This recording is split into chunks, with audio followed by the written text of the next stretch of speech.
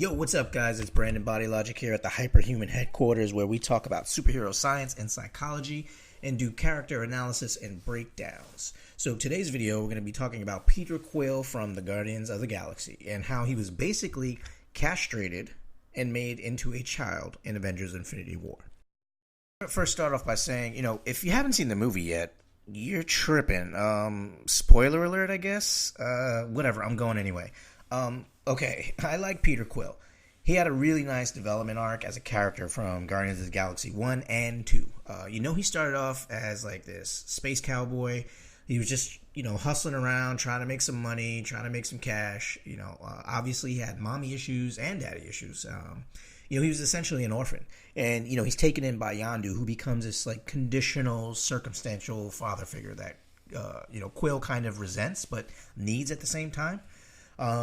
So now, as the first movie progresses and the entire team meets, all the Guardians, they begin to form a bond. And, obviously Quill slowly begins to assume the role and the responsibility of a leader.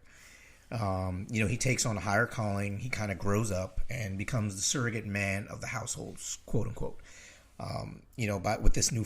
In Guardians 2, we see the continuation of Quill's leadership role and, how he gets a little bit more validated. He's like in a higher level, so to speak.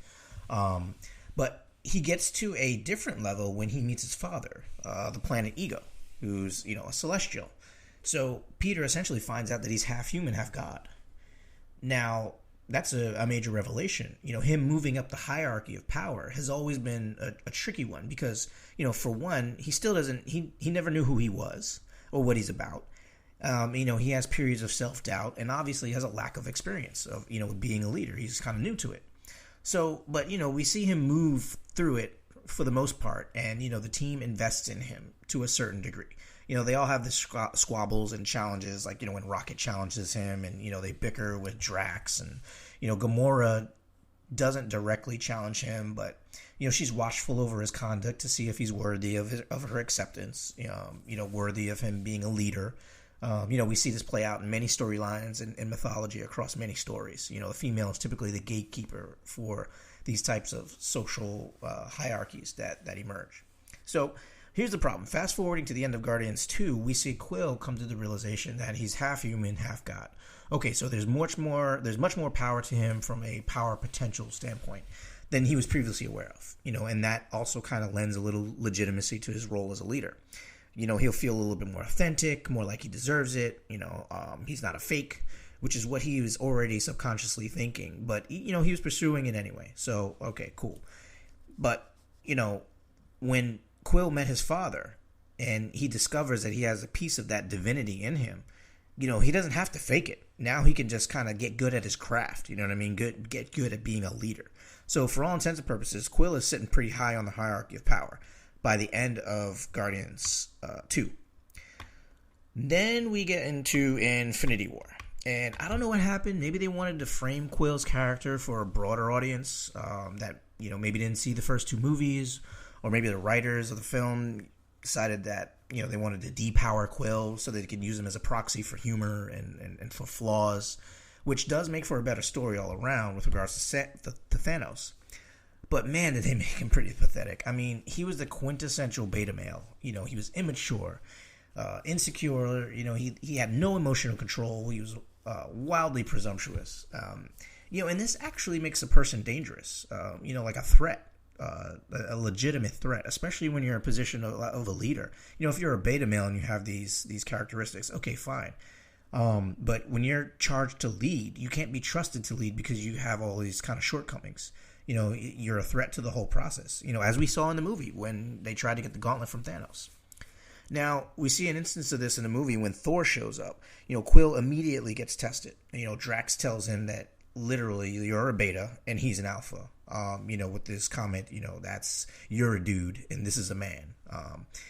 So we already know Quill already has insecurities. And when you're insecure, it's like a hole that you have to patch up. A lot of times an insecure person will, as a defense mechanism, make it about themselves in various ways when their insecurity is exposed and brought out. We see that when Quill continues to talk about himself, like working out and getting in shape, when there's a bigger situation actually at the moment going on that requires your attention. Now, I get it. It's comedy relief and humor and all that, but that doesn't erase the vulnerability and insecurity. And so then the next challenge comes when Thor wakes up. And before Thor even gets confrontational with Quill, his presence alone makes Quill uncomfortable. He deepens his voice. He tries to establish and posture himself in this dominance position.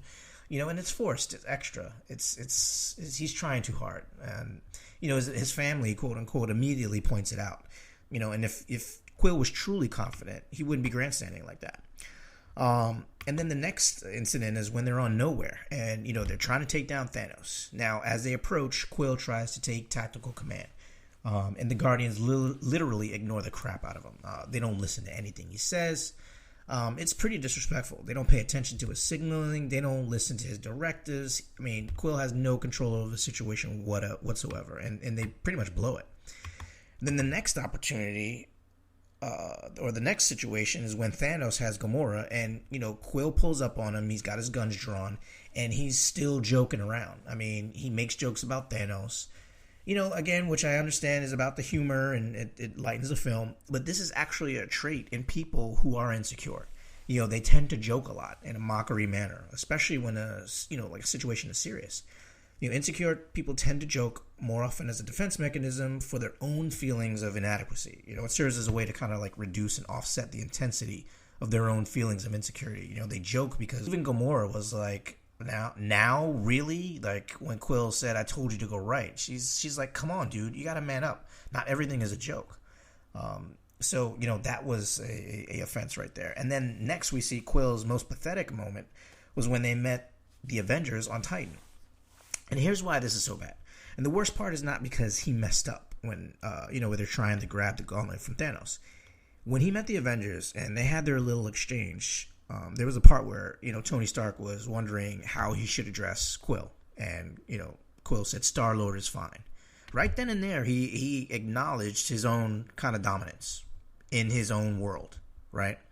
He established his identity. So, okay, boom, you got an opportunity to kind of move up the ladder there. That was great. But then, of course, we saw his lack of emotional control when, they had Thanos and he lost it. And when he realized that Gamora died. And that's dangerous because you can't trust a person that doesn't have control or some level of it in a critical situation. In situations like those, you need to be dispassionate, totally focused, looking at the bigger picture. But the emotion got the best of him. And yes, he's only human, half human. So it's understandable why he did what he did. Anybody probably would have, done that. But thinking about it tactically, Quill just displayed his inability for command, at least as long as Gamora was factored into the equation. You can't trust him to do the right thing. You got to look at the bigger picture, which I think is the biggest takeaway theme for this character. There's a bigger picture here, Quill. Remember who you are. You're freaking Starlord. Half a god, dude. You're as much of a big gun as Thor. If you could just get out of your own way and step into your own power, you'll be much more useful. If you like this video, please like, subscribe, and share, and I will talk to you soon. Bye.